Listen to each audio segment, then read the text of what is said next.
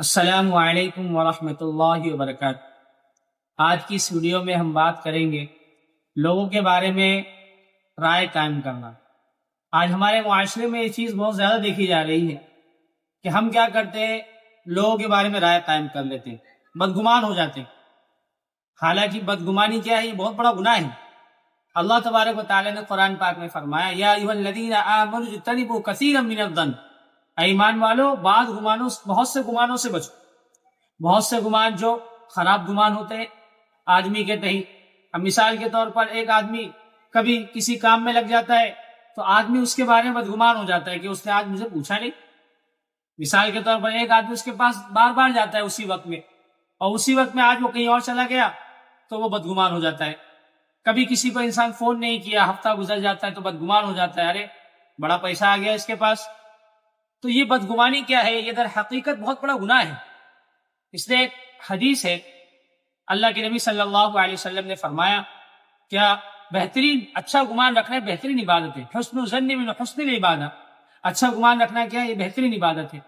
آج ہمارے معاشرے میں یہ بدگمانی کی وجہ سے دراریں آ جاتی ہیں لوگوں میں، اچھے خاصے رشتے کیا ہو جاتے ہیں، غلط فہمی کا شکار ہو کر، بدگمانی کا شکار ہو کر کیا ہو جاتا ہے، بڑے بڑی دراریں، اچھے اچھے بھائیوں میں تکرار ہو جاتی ہے۔ اس لیے اگر کوئی آپ کے پاس خبر بھی پہنچائے کہ بھائی مثال کے طور پر کوئی خبر پہنچا دے تو تحقیق کر لو۔ اس کے بھی سورہ حجرات میں اس کے بارے میں بھی اللہ نے ارشاد فرمایا کہ آپ کے پاس اگر کوئی خبر لے کر آئے تو اس کے بارے میں تحقیق کر لیا کرو۔ تو آج یہ لوگوں کا پیشہ ہی بن چکا ہے کہ کسی کے خلاف کسی کو بدگمان کر دینا۔ اور اسی طریقے سے ایک چیز اور کہنا چاہوں گا، اللہ سے بھی بدگمان نہیں ہونا چاہیے آدمی کو۔ آج مثال کے طور پر ہم عبادتیں کرتے ہیں اور کوئی ہم سے کہتا ہے کہ بھائی یہ کیا نماز پڑھتے ہو اٹھک بیٹھک، تو آپ تو یہ بھی گناہ میں ہو۔ تو ہم یہ کیا کہتے ہیں، بھائی ہمارا کیا بنے گا، ہم تو آخرت میں اللہ تبارک و تعالی ہمارے ساتھ، ہم کو تو کوٹا ہی جائے گا۔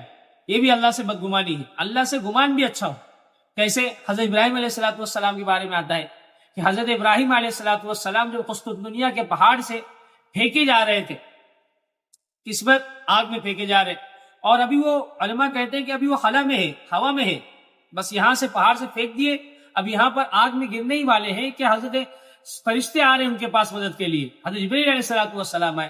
لیکن حضرت ابراہیم علیہ السلام نے کیا کہا کہ اللہ تبارک و تعالیٰ کے دین کی وجہ سے مجھے پھینکا جا رہا ہے، اللہ نہیں دیکھ رہا ہے۔ فرشتے نے کہا حضرت جبرائیل علیہ السلام نے کہ میں خبر دے آؤں۔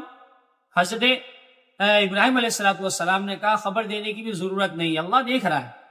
ایسا گمان اللہ تبارک و تعالیٰ سے تھا، ایسا گمان کہ جب آگ میں جب گرے حضرت ابراہیم علیہ السلام تو فوراً اللہ کا حکم ہو گیا، یا نار کونی بردا وسلام علی ابراہیم، اے آگ تو ٹھنڈی ہو جا، اور ایسی ٹھنڈی کیا، سلامتی والی ٹھنڈی، ایسی بھی نہیں کہ بالکل ٹھنڈی ہو جا۔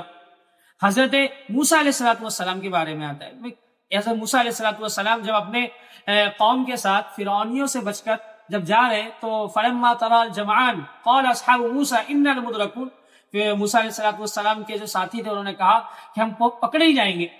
تو حضرت موسیٰ علیہ السلام نے کہا ان معی ربی سیہدین، کہ یقین میرے ساتھ میرا رب ہے، مجھے ضرور رہنمائی کرے گا۔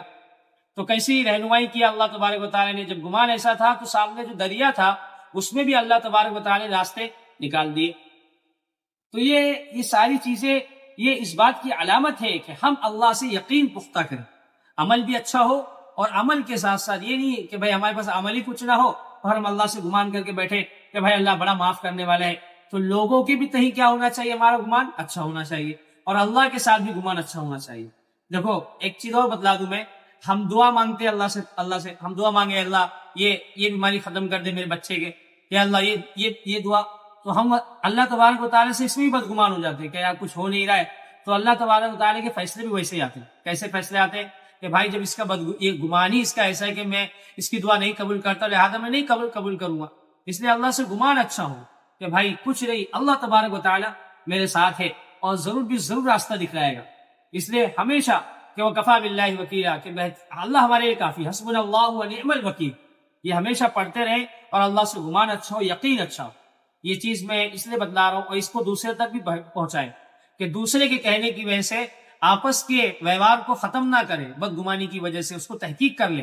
آدمی کیا ہوتا ہے، دوسرا فائدہ اٹھاتا ہے، کسی کی دوستی، کسی کا رشتہ کسی کو بھاتا نہیں ہے، اس لیے دوسروں کے اس میں کیا کرتا ہے، وہ اپنی بات لا کر وہ بدگمانی کر دیتا ہے، اور بدگمانی کی وجہ سے پھر شیطان بھی اپنا کام کر دیتا ہے، پھر شیطان کا کام ہو گیا، آپس کے رشتے ختم ہو گئے، اور سب سے بڑی بات یہ رشتہ دنیا کا بھی ختم ہو گیا، اور اللہ نے جو سزائیں رکھی ہوئی ہے رشتہ توڑنے پر اور جو بدگمانی کی سزا ہے وہ ساری اس کے ذمے بھی آ گئی، اس لیے بدگمانی سے بچے۔